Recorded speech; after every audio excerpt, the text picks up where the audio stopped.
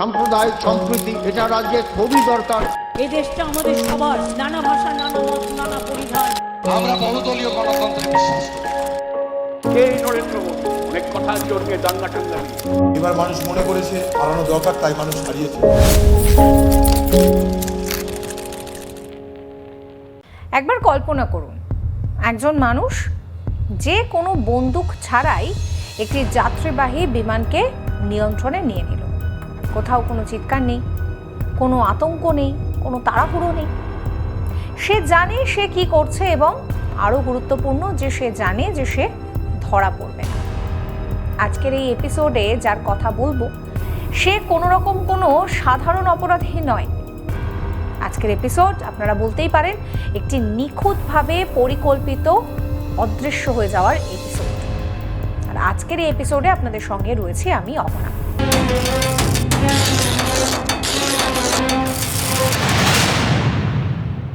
এই মানুষটি যার কথা বলছি তাকে ইতিহাস চেনে ডিবি কুপার নামে। কিন্তু প্রশ্ন হলো, ডিবি কুপার কি আদৌ একজন মানুষ ছিলেন, নাকি সেটি ছিল কোনো একটা বড় কোড নেম, নাকি সে ছিল এমন কিছু যেটা আমাদের জানার কথাই নয়, মানে ভিন গ্রহের কেউ? সেই সম্ভাবনাকেও সম্পূর্ণরূপে উড়িয়ে দেওয়া যায় না। এবার আপনাদের বলি যে 1971 এই সময়টা কেন গুরুত্বপূর্ণ। 1971 সালটা শুধু একটা বছর নয়, এই সময় আমেরিকা ভিয়েতনাম যুদ্ধে বিপর্যস্ত, সেনারা ফিরছে, মানসিকভাবে প্রচণ্ড ভেঙে পড়েছে সেনা। সরকারি প্রতিষ্ঠানের ওপর মানুষের বিশ্বাস তলানিতে গিয়ে ঠেকেছে। সিআইএর গোপনে অপারেশন চালাচ্ছে দেশ এবং দেশের বাইরে। আর সবচেয়ে গুরুত্বপূর্ণ হলো এয়ারলাইনের নিরাপত্তা ছিল প্রায় নেই বললেই চলে। তখন আইডি লাগতো না, মেটাল ডিটেক্টর ছিল না, বিমানে উঠতে তেমন নাম দেখার প্রয়োজন হতো না, নাম লেখা ছাড়াই ওঠা যেত। এই দুর্বল ব্যবস্থার ফাঁকটাই কেউ একজন নিখুঁতভাবে বুঝে গিয়েছিল। সে শুধু অপরাধ করেনি, সে সিস্টেমটাকে স্টাডি করেছিল। ড্যান কুপার মানুষটা কেমন ছিল সত্যি সত্যি? ফ্লাইট অ্যাটেন্ডেন্টরা পরে বলেছিল যে সে ভীষণ ভদ্র ছিল, এমনকি কথায় কথায় থ্যাংক ইউ বা ধন্যবাদও বলতো। সে আতঙ্ক ছড়াতে চায়নি, সে সময় নষ্ট করেনি, সে জানতো ঠিক কোন মুহূর্তে কি বলতে হবে। তার কথাবার্তা থেকেই বোঝা যায় যে সে শিক্ষিত, টেকনিক্যাল জ্ঞান সম্পন্ন, প্লেন সম্পর্কে ধারণা রয়েছে। সবচেয়ে ভয়ঙ্কর ব্যাপারটা কি, সে জানতো কোন দরজা মাঝ আকাশে খোলা যায়, সে জানতো কোন গতিতে প্লেনের স্থিতিশীলতা থাকে। এগুলো তো কোনো সাধারণ মানুষের জ্ঞান নয়। তাহলে বিষয়টা সত্যি নাকি ব্লাফ? কুপার যে বোমার কথা বলেছিল সেটা কখনো তো বিস্ফোরণ হয়নি। কেউ জানে না সেটা সত্যি বোমা ছিল নাকি অভিনয়। কিন্তু প্রশ্ন হলো যে যদি এটা ব্লাফ হতো তাহলে সে এত নিশ্চিত ছিল কি করে? অনেক বিশেষজ্ঞ মনে করেন বোমা আসল ছিল, অথবা সে জানতো কেউ রিস্ক নেবে না। এই আত্মবিশ্বাস তাহলে ডিবি কুপার পেল কোথা থেকে?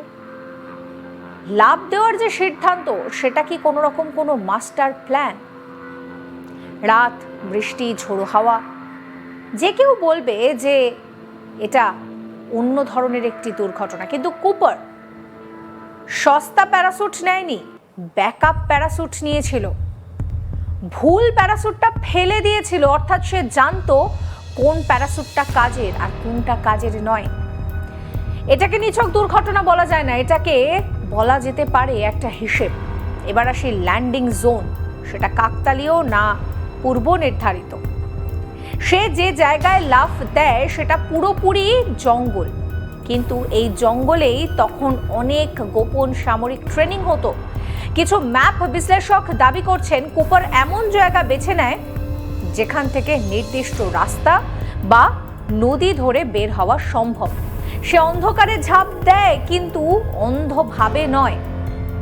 তাহলে ষড়যন্ত্রের তত্ত্ব কি করে এলো? কুপার ছিল ইনসাইডার, সবচেয়ে বিতর্কিত তত্ত্ব। ডিবি কুপার ছিল সরকারি কর্মী অথবা সাবেক সিআইএ এয়ারফোর্স। কারণ সরকার অনেক নথি আজও ক্লাসিফাইড করে রেখেছে, অনেক সন্দেহভাজনের ফাইল হঠাৎই বন্ধ। মামলা 2016 সালে চুপচাপ ক্লোজ করে দেওয়া হলো। যদি কুপারের মৃত্যুই হয়ে থাকে তাহলে তদন্ত কেন বন্ধ হলো? টাকা পাওয়া গেল, তাহলে মানুষ কেন পাওয়া গেল না? নদীতে যেখানে কুপার ঝাঁপ কেটেছিল সেখানে প্রচুর নোট পাওয়া গেল, খোলা প্যাকেট ছিল, কিছু নষ্ট কিছু অক্ষত। এটা ইঙ্গিত দেয় যে টাকা ইচ্ছাকৃতভাবে ফেলা হয়েছিল অথবা কাউকে ভুল পথে চালিত করার জন্য করা হয়েছিল। মানুষটা হারিয়ে গেল, গল্পটা রয়ে গেল। এখন যদি আপনাকে বলা হয় যে ডিবি কুপার কখনো হারায়নি, তার মৃত্যু হয়নি, বরং সে ঠিক যেখানে থাকার সেখানেই পৌঁছে গিয়েছিল। কয়েকটা প্রশ্ন নিয়েও এবার আপনাদের সাথে একটু আলোচনা করি, যেগুলো সরকার কখনো অফিসিয়ালি উত্তরই দেয়নি। কারণ এই ডিবি কুপার অধ্যায়ের সবচেয়ে অদ্ভুত ব্যাপার হলো ডিবি কুপার নয়, বরং নিরাপত্তা। ডিবি কুপার হতে পারে একটি কোড নেম, প্রথম এবং সবচেয়ে ভয়ঙ্কর তত্ত্ব। ডিবি কুপার কোনো মানুষের নাম নয়, এটা ছিল একটা অপারেশনের নাম। কারণ ড্যান কুপার নামটি এসেছে ইউরোপিয়ান কমিক থেকে। বাস্তব জীবনে সেই নামের কাউকে খোঁজ মেলেনি। নামটা খুবই ছিল সুবিধাজনক ভুয়ো পরিচয়ের জন্য।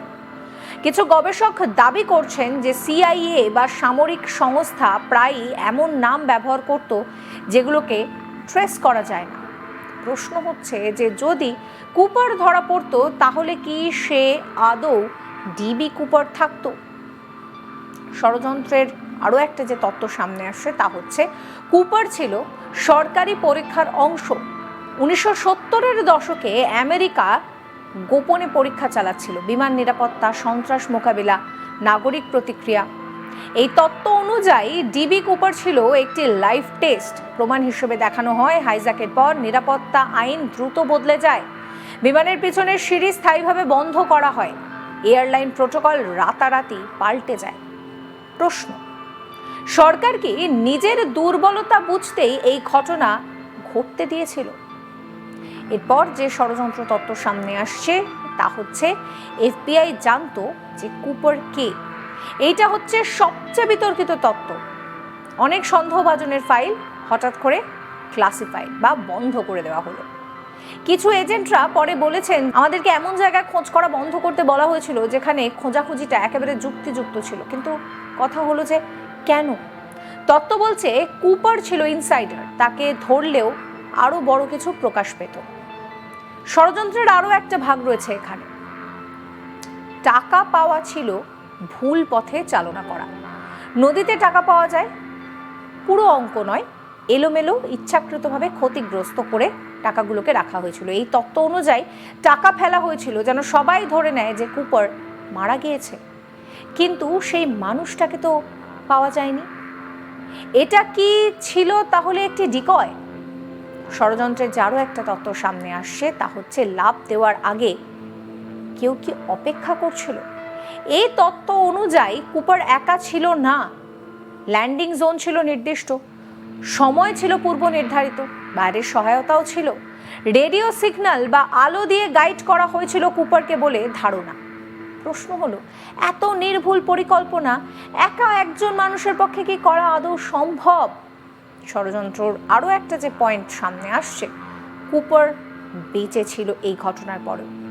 সবচেয়ে জনপ্রিয় এবং অস্বস্তিকর ধারণা, কুপার নতুন পরিচয় বেঁচেছিল কোনো গ্রামে কোনো শহরে, সাধারণ একজন মানুষ হিসেবে। কিছু দাবি যেটা রয়েছে যে সে নিজের মৃত্যুর গল্প নিজেই বানিয়েছিল। ডিবি কুপার কি সত্যি হারিয়ে গিয়েছে? ডিবি কুপার আজ একজন অপরাধী, একজন লোককথা, একজন প্রতীক। সে প্রমাণ করে সিস্টেম যতই শক্ত হোক তার ফাঁক থাকবে। যে প্রশ্নটা রয়ে যাচ্ছে যে ডিবি কুপার কি মারা গিয়েছে নাকি সে সফল হয়েছিল, এবং আমরা আজও তার অধ্যায় শুনছি কারণ সে চেয়েছিল যে আমরা কখনো সত্যিটা না জানতে পারি। ভাবতে পারছেন একটা মানুষ এত নির্ভুলভাবে এতগুলো পরিকল্পনা করলো, সে বোমের কথা বলল, তারপরে সে জানলো যে কোন দরজাটা ফ্লাইটের খোলে, সেখান থেকে সে ঝাঁপ দিল, সে খারাপ প্যারাসুটটা ছেড়ে দিল, সে ভালো প্যারাসুট নিয়ে ঝাঁপ দিল এবং ল্যান্ডিং জোন সেটাও একেবারে ঠিক ছিল। একজন মানুষের পক্ষে কি এতগুলো কাজ এইভাবে করা আদৌ সম্ভব? এই প্রশ্ন কিন্তু উঠতে শুরু করেছে, কারণ সরকার হঠাৎ করে বন্ধ করে দিয়েছিল এই ফাইল। এর সঙ্গে যারা জড়িত ছিল, যারা সন্দেহজনক ছিল, তাদেরকেও কিন্তু দেখা যাচ্ছে যে অনেককেই কোনো রকম কোনো জিজ্ঞাসাবাদ পর্যন্ত করা হয়নি। আর এই যে সময়কালটা 1971, এটাও তো ভীষণভাবে প্রাসঙ্গিক।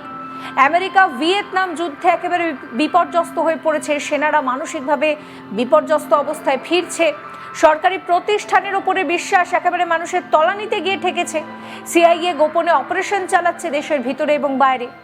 আর এয়ারলাইনের নিরাপত্তা সেটা তো নেই বললেই চলে, কারণ সেই সময় আইডি লাগতো না, মেটাল ডিটেক্টর দিয়ে চেক করা হতো না, বিমানে উঠতে গেলে নাম লেখানোর প্রয়োজন হতো না। এই দুর্বল ব্যবস্থার ফাঁকটাই নিখুঁতভাবে বুঝে গিয়েছিল এই ডিবি কুপার। তবে ডিবি কুপার সম্পর্কে যে তথ্যগুলো সামনে আসছে, সেখানে একটা বিষয় কিন্তু খুব গুরুত্বপূর্ণ, যে সত্যি এই মানুষটা কি সত্যি সত্যি একজন মানুষ। ফ্লাইট অ্যাটেন্ডেন্টরা কিন্তু বলেছিল যে সে অত্যন্ত ভদ্র ছিল, কথায় কথায় গ্র্যাটিটিউড দেখাতো, ধন্যবাদ দিত। সে আতঙ্ক ছড়াতে চায়নি, সে সময় নষ্ট করেনি, সে জানতো ঠিক কোন মুহূর্তে কি করতে হবে, কোন মুহূর্তে কি বলতে হবে। তার কথাবার্তা থেকে বোঝা যায় যে সে শিক্ষিত, টেকনিক্যাল জ্ঞান সম্পন্ন, প্লেন সম্পর্কে তার একটা সার্বিক ধারণা রয়েছে।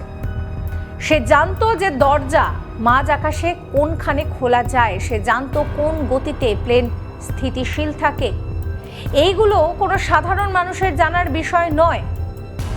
কুপার যে বোমার কথা বলেছিল সেটা তো বিস্ফোরণও হয়নি, তাহলে কি সেটা একটা ব্লাফ ছিল? কেউ জানে না সেটা সত্যিই বোমা ছিল নাকি অভিনয়। কিন্তু প্রশ্ন হলো যে এটা যদি ব্লাফ হতো তাহলে সে এত নিশ্চিন্ত ছিল কেন? অনেক বিশেষজ্ঞরা মনে করেন বোমা আসল ছিল, অথবা সে জানতো যে কেউ রিস্ক নেবে না। এই যে সে লাফটা দিয়েছিল সেটাও কিন্তু পুরোপুরি প্রি প্ল্যান, রাত, বৃষ্টি, ঝোড়ো হাওয়া। যে কেউ বলবে যে সে বুঝে করেনি, কিন্তু কুপার কোনো সস্তা প্যারাসুট নেয়নি, ব্যাকআপ প্যারাসুট নিয়েছিল। ভুল প্যারাসুট ফেলে সে কিন্তু সঠিক প্যারাসুট নিয়েছিল। সে জানতো কোন প্যারাসুটটা দরকার আর কোন প্যারাসুটটা দরকার নয়। দুর্ঘটনা নয়, ভেবে দেখুন, বুঝে দেখুন, পুরোটাই একটা হিসাব। আর ল্যান্ডিং জোন সেটাও তো কাকতালীয় নয়, কারণ সে যে জায়গায় ঝাঁপটা দিয়েছিল সেই জায়গাটা পুরোপুরি জঙ্গল। কিন্তু এই জঙ্গলই সেখানে তখন সেনার একটা গোপন ক্যাম্প চলছে, ট্রেনিং চলছে। ম্যাপ বিশ্লেষকরা বলেছেন যে কুপার এমন জায়গা বেছে নেয় যেখান থেকে নির্দিষ্ট রাস্তা বা নদী দিয়ে বেরিয়ে যাওয়া সম্ভব। সে অন্ধকারকে আশ্রয় নিয়েছিল, তবে অন্ধভাবে নয়। কুপার একজন ইনসাইডার ছিল। হয়তো কুপার বেঁচে ছিলেন এরপরেও অন্য কোনো নামে, অন্য কোনোভাবে। আপনাদের কি মতামত কমেন্ট করে জানাবেন। কমেন্ট সেকশন খোলা রয়েছে আপনাদের জন্য। আর এইরকম সমস্ত কন্টেন্টের জন্য আজ তাক বাংলাকে ফলো করতে ভুলবেন না। हमारी नीति हमेशा दोस्ती की रही। সাম্প্রদায়িক সম্প্রীতি এটা রাজ্যে খুবই দরকার। এই দেশটা আমাদের সবার, নানা ভাষা, নানা মত, নানা পরিধান। আমরা বহুদলীয় গণতন্ত্রে বিশ্বাস করি।